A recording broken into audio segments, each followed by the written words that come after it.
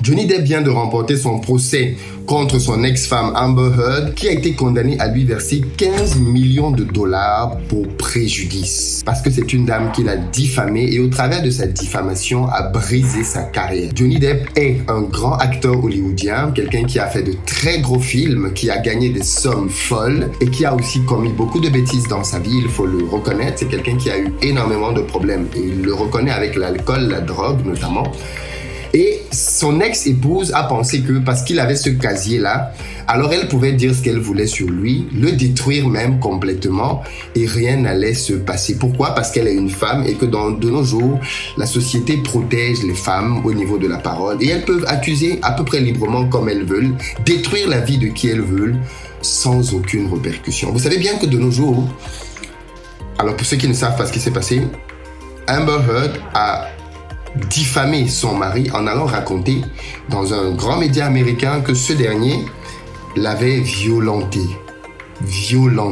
que c'était un homme très violent. Vous savez, quand vous buvez de l'alcool, que vous avez des problèmes de drogue, tout de suite, le corollaire derrière, c'est la violence. Donc, dire que quelqu'un qui boit de l'alcool, et c'est connu de tout le monde, est violent, ça semble couler de source. Et donc, du coup, elle a apporté comme ça une estocade, un coup fatal qui a fait que Johnny Depp, qui avait encore des contrats à cette époque-là, dont la carrière commençait déjà à être en plus sur le déclin, a juste perdu tous ses contrats. Pirates des Caraïbes, perdu. Tous les autres grands films dans lesquels il était projeté, tous ont été complètement arrêtés. Pourquoi? Parce que son ex est venu raconter que ce monsieur-là était violent. Vous savez, aujourd'hui, de nos jours, la violence, que je condamne avec la dernière énergie, bien évidemment, je le condamne, je ne fais même pas la peine de... Mais si on dit de vous que vous êtes un homme violent, vis-à-vis des femmes notamment, c'est comme il y a de cela 20 ans si on disait que vous aviez le sida. Vous savez, le sida à l'époque, parce que maintenant les gens savent que le sida, on n'en meurt plus quasiment du sida, on peut vivre avec, ainsi de suite. À cette époque-là, quand vous aviez le sida, c'était comme si vous aviez la peste en fait. Le sida, ça voulait dire que personne ne marche avec vous, personne ne vous parle. Quand quelqu'un vous voit, même il tourne ses yeux parce qu'il a peur d'être contaminé. C'est comme ça maintenant les violences. Si une femme dit de vous que vous l'avez violenté, que vous êtes un homme violent, votre carrière est foutue. Que vous soyez Johnny Depp ou le simple gars qui a un petit boulot au carrefour à côté, vous êtes foutu. Vous êtes complètement foutu. Parce que, de nos jours, la société a donné les pleins pouvoirs aux femmes pour pouvoir décider ce qu'elles devaient dire ou pas des hommes. Derrière, c'est aux hommes de pouvoir se justifier. Mais de toutes les façons, quand vous êtes un homme, vous avez déjà la force physique pour vous. On considère donc qu'en réalité, vous êtes déjà a priori violent. Alors que, comme on va le voir dans ce procès, la véritable personne qui était violente, c'était cette femme. Elle a frappé Johnny Depp à plusieurs reprises. Elle allait jusqu'à lui couper un doigt. C'est vous dire à quel point cet homme-là a été victime de violence. Et pourtant, quand on voit les deux, on a l'impression que c'est Johnny Depp avec son gros gabarit qui a fait les gros films qui serait le plus à même à être violent vis-à-vis de cette dame. Et bien en fait non, c'est l'inverse qui s'est produit tout au long des années. Et Johnny Depp a toujours gardé ça silencieusement. Parce qu'un homme qui est battu, ça fait pas joli. Ok? Personne n'a envie de dire qu'il est battu par sa femme. Donc du coup, on se tait. Mais le verdict vient de tomber et j'ai envie de vous lire les réactions de l'un et de l'autre. Et vous allez vous-même voir où la culpabilité se trouve. Moi, quand j'ai lu leurs deux déclarations à la suite de l'annonce du verdict, ça a juste confirmé en fait à quel point cette dame-là était coupable. Ça m'a rappelé une histoire que j'ai lue dans la Bible il y a de cela quelques temps et que vous connaissez certainement. C'est une histoire dans laquelle le roi Salomon, qui est réputé être un roi très sage, l'un des hommes les plus sages de tous les temps, si ce n'est le plus sage d'ailleurs, Salomon avait à sa cour un procès entre deux mères qui venaient d'accoucher chacune d'entre elles un enfant. L'histoire raconte que ces deux mères-là ont accouché chacune un enfant et dans la nuit, elles ont accouché le même jour je crois, dans la nuit l'une d'elles, je crois qu'elle s'est, je sais pas si c'est elle qui a dormi sur son bébé est mort, dans tous les cas son bébé est mort dans la nuit, ok? Et l'autre, son bébé n'avait aucun problème, celle qui a constaté que son bébé était mort est venue et a changé les bébés. On pourrait se dire, mais comment c'est possible? Mais si quand vous venez d'accoucher, vous êtes extrêmement fatigué, vous avez besoin de beaucoup de repos. Et donc du coup, on a pu faire l'échange des bébés. Le matin, quand elle s'est levée, elle a dit, mais non, ça c'est pas mon enfant, ça ce n'est pas mon enfant. Et elle a dit que c'était l'autre qui avait échangé les bébés. L'autre a dit, mais non, c'est pas votre bébé. L'affaire a pris une ampleur où on est venu présenter le sujet au roi Salomon. Pour les départager, donc Salomon a demandé à chacune d'entre elles de s'exprimer. Elles ont donné chacune leur version des faits. Et à la suite de ça, il s'est dit, ok, d'accord. Vu que vous n'êtes pas d'accord sur la propriété du bébé, je pense que le plus simple, c'est de diviser le bébé en deux et de donner à chacun d'entre vous une partie. Garde! Le garde est venu, il a récupéré le bébé, il s'apprêtait à s'exécuter. Et là, focus sur la réaction des deux femmes. L'une était en train de dire, oui, c'est bien, c'est une bonne décision que chacune d'entre nous ait une part du bébé. Et l'autre a été en train de dire, non, ne tuez surtout pas l'enfant. Je préfère que vous lui donniez l'enfant. Donnez-lui l'enfant vivant. Donnez-lui l'enfant, mais ne tuez absolument pas l'enfant. Au vu de cette réaction, Salomon a dit au garde, arrête, donne l'enfant à cette dame. Et Salomon a demandé qu'on donne l'enfant à la dame, bien évidemment, qui était en train de dire qu'il fallait à tout prix que le bébé vive. Parce que c'était la vraie mère de l'enfant. L'amour qu'elle avait pour l'enfant faisait qu'elle était prête à le perdre, pourvu qu'il vive, plutôt que de le voir divisé en deux, contrairement à la seconde maman. Et quand je lis les réactions de Johnny Depp et de sa femme, de son ex, suite à l'annonce du tribunal, je confirme que cette dame était grandement coupable. Écoutez ce que Johnny Depp a dit quand le verdict est tombé, ok? Alors, il dit, c'est très touchant, il y a 6 ans, la vie de mes enfants et des personnes qui m'entouraient ont changé à jamais. Des accusations fausses, très graves et criminelles ont été faites contre moi dans les médias, qui ont déclenché un déferlement de contenu haineux, alors qu'aucune accusation officielle n'a jamais été portée contre moi. Le jury m'a rendu la vie. Je suis très ému. Dès le début, mon objectif était de faire éclater la vérité. Dire la vérité était quelque chose que j'avais promis à mes enfants et aux personnes qui continuaient à croire en moi. Maintenant que la vérité est là, je suis enfin en paix. Voilà le message de Johnny Depp. Maintenant, je vais vous lire le message de sa femme, Amber Heard, pour que vous voyez ce qu'elle a dit. Il n'y a pas de mots pour exprimer la déception que je ressens aujourd'hui. Je suis encore plus déçu parce que le verdict représente pour les femmes. C'est un retour en arrière. Voilà, tout est dit. D'une part, quelqu'un voit ce que cette décision a causé comme marasme dans sa vie, auprès de ses enfants.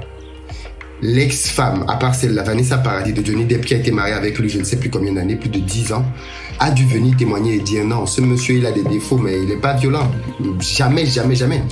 Et je pense que vous êtes d'accord avec moi que vous ne commencez pas à être violent dans une relation un jour. Si vous êtes quelqu'un de violent qui frappe les femmes, vous avez un CV. Vous avez une historique de femmes que vous avez frappées. Et donc, vous ne pouvez pas être marié avec quelqu'un pendant plus de 10 ans. Vous ne frappez jamais cette personne. Et du jour au lendemain, vous commencez à devenir quelqu'un qui frappe quelqu'un qui vient d'arriver dans votre vie. Je crois que ça peut arriver, mais la probabilité est faible. En tout cas, ces ex sont venus témoigner sur le fait que Johnny Depp n'est absolument pas quelqu'un qui est reconnu comme étant violent. Alors, mais cette dame-là, on dirait qu'elle est venue faire le procès pour MeToo.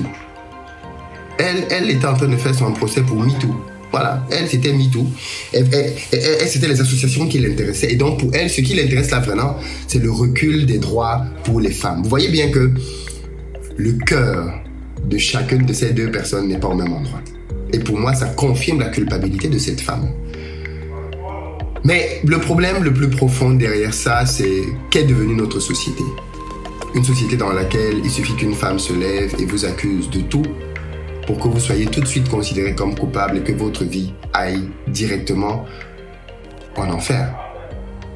Oui, parce qu'aujourd'hui, les femmes ont le pouvoir, avec des accusations qu'elles n'ont même pas besoin de justifier, de détruire absolument toute votre vie. Vous vous rappelez, il y a de cela quelques temps, le footballeur Neymar a été victime d'une dame qui était venue dire qu'il l'avait violé. Vous vous rappelez de cette histoire ou pas? Il y a de cela quelques semaines, hein? Enfin quelques mois maintenant, peut-être l'année dernière, j'en sais rien, ou 2 ans. Ça passe vite le temps. Cette dame était venue dire que Neymar l'avait violée. Scandale. Neymar, c'est l'une des plus grosses stars du football dans le monde. Peut-être l'un des top 3. Après Messi, Ronaldo, c'est peut-être Neymar. Voilà l'accusation qui a été portée contre lui. La justice a investigué à tous les niveaux. On a fini par se rendre compte que cette femme mentait. Mais Neema était sur le point de tout perdre. Absolument tout perdre. Tout. Parce qu'une dame s'est levée un jour et elle est venue raconter des histoires.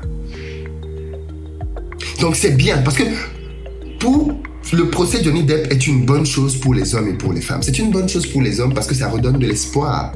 De se dire qu'on peut se défendre contre les accusations d'une femme. De se dire que ce n'est pas parce qu'une femme a dit quelque chose que c'est forcément victoire assurée pour elle. Non, la justice peut investiguer et aboutir aux conclusions que c'est faux. Et c'est une bonne nouvelle pour les femmes parce que, toutes les femmes ne mentent pas, comme Amber Heard. Beaucoup de femmes sont victimes de réelles violences. Beaucoup de femmes sont victimes de réelles violences d'hommes. Surtout en Afrique, là où il n'y a pas de MeToo. Beaucoup de femmes sont victimes d'hommes incapables de se gérer et qui les transforment en ring de boxe. Beaucoup de femmes. Et elles gèrent ça silencieusement. Beaucoup d'enfants ici ont grandi en voyant leur père frapper leur mère. Beaucoup ici ont vu ça. Mais les mères ont gardé le silence. Et c'est touchant, ça fait mal que une femme qui, elle, était celle qui frappait, en arrive à se faire passer pour une victime, une de plus, et détruire la carrière d'un homme. Faites attention avec qui vous vous mettez en relation. Faites attention au choix de votre partenaire. Faites attention aux femmes. Faites attention aux hommes. Tout ce qui brille n'est pas or. Todo lo que brilla no está oro. Je me rappellerai toujours de cette phrase. Et je me rends compte que beaucoup de gens se mettent en relation parce qu'elle est belle, parce qu'il mougoule bien, parce qu'elle a de l'argent, ou parce qu'il a de l'argent. Autant de choses superficielles, mais qui au final ne vont pas tenir sur le long terme. Vous savez tous qu'un mariage sur deux s'interrompt au bout de 5 ans. Le taux de divorce est énorme. Énorme. Pourquoi? Parce que les gens choisissent mal. Et les gens choisissent mal parce qu'ils choisissent sur la base de mauvais critères, de critères subjectifs comme la beauté, comme le sexe, comme l'apparence, comme l'argent, le bling-bling. Ils n'analysent pas en profondeur. Et quand les conséquences arrivent, elles sont violentes et elles font mal. Cette situation, je l'espère, elle nous parle. Elle nous parle aussi sur le choix d'un conjoint. Elle nous parle sur les dérives de notre société, qui est devenue une société dans laquelle l'homme est à abattre en fait. L'homme est devenu un ennemi pour la société. Tu ne peux plus être un mâle, un homme, un vrai, un homme viril. Non. Il faut que tu sois un petit toutou, obéissant, soumis. Sinon, une femme peut venir de nulle part et venir raconter que tu as fait ci, tu as fait ça. Aussi simple que ça. C'est possible. C'est absolument possible qu'une femme vienne et qu'elle commence à raconter des histoires sur toi. Parce qu'elle veut te détruire. Donc non. Moi, ma position là-dessus, elle est très claire. Hein. Elle est très claire. À la base, la racine, c'est qu'il faut bien choisir avec qui tu te mets. Quelqu'un qui a les mêmes valeurs que toi. Quelqu'un qui a la même philosophie, la même vision que toi. Je me rappellerai toujours d'un aîné qui était venu me voir à l'époque parce qu'il voulait qu'on fasse un business. Et j'avais été un peu surpris parce qu'à l'époque, je n'étais même pas marié. Mais il m'avait dit que pour lui, on va faire un business ensemble, mais si je me marie un jour et que je me sépare, je perds toutes mes actions. Il m'a dit, you dis Chris? Il m'a dit oui. Parce que il expliquait que lui, il avait été marié à une femme, il avait tout construit aux États-Unis, et cette femme-là, quand il l'a divorcée d'elle, il a tout perdu. Elle a foutu en l'air complètement sa vie, il ne pouvait même plus voir ses enfants, et il expliquait que c'était une femme qu'il avait manipulée, et qui allait voir les tribunaux pour raconter plein de choses contre lui, et il n'a pas su comment se défendre, et il a tout perdu dans cette histoire. Et maintenant qu'il est en train de se reconstruire, il ne voulait plus travailler avec des gens qui étaient instables en relation, parce qu'il estimait que l'instabilité en relation allait perturber le business. Donc il me disait, demain quand tu vas te marier, on va le mettre dans les clauses du contrat, si tu divorces, tu perds toutes tes actions dans le business. Tu as intérêt à rester avec ta femme. Ça m'avait fait un peu bizarre à l'époque. Mais maintenant, avec les années, ça fait plus de 10-15 ans que j'ai eu ces échanges-là. Mais avec les années, je commence à comprendre. Je comprends peut-être un peu mieux où est-ce qu'il voulait en venir. Pourquoi est-ce qu'il voulait sécuriser cet aspect-là. Le couple, bien évidemment, vous l'avez tous compris, ça a une place centrale, prépondérante dans nos vies. Et faisons gaffe. Faisons gaffe. Amber Heard a desservi les femmes. Et bien évidemment, elle a desservi les hommes. Il y a des vraies femmes qui souffrent, des vraies femmes qui sont battues. Et elle, bien évidemment, elle devrait être secourue. Mais il faut qu'on arrête aussi avec ce monde dans lequel tout ce qu'une femme dit est argent comptant. Les femmes sont capables de choses qu'on ne soupçonne même pas. Qui a dit que les hommes avaient le monopole du mal? Les hommes n'ont pas le monopole du mal. Une femme est capable, au moins autant qu'un homme, de faire les pires choses possibles. Je dis bien, tout ce qu'un homme peut faire, une femme peut le faire dans le domaine du mal. Il n'y a pas une seule raison de penser que parce que quelqu'un est une femme, alors c'est un ange et tout ce qu'elle dit est vrai. Non, no way, ça c'est très faux, absolument faux. Donc, faisons gaffe les amis. Mais bon, dites-moi ce que vous en pensez, vous, de cette situation.